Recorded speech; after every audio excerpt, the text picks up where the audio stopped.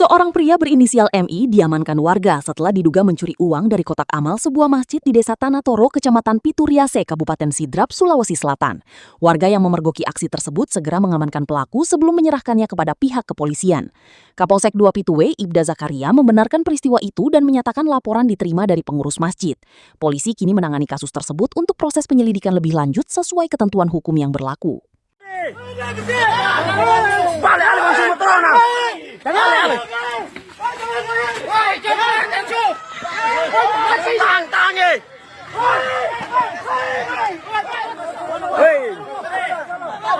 Ini minta tekan ini yang selalu ambil uang celengan masjid didapat di Tabaro.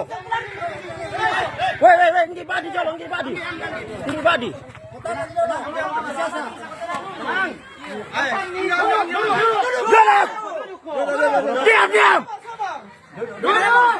Diam, di situ diam.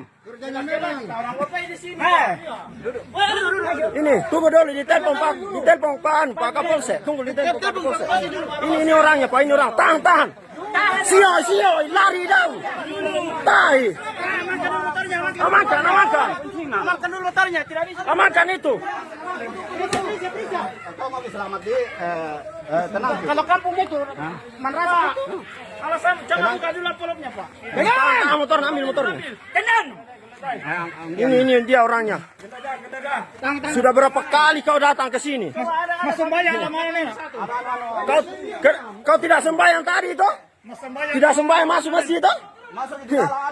Periksa tasnya. Periksa. Menurut informasi dia dari Matajang. Ambil tasnya. Sabar kede.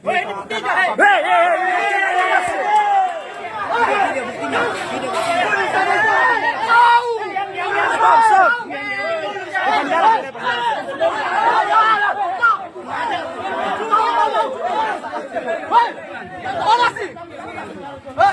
Amankan di kantor polisi. Ini buktinya. Ini. Download Tribun X sekarang. Menghadirkan lokal menjadi Indonesia.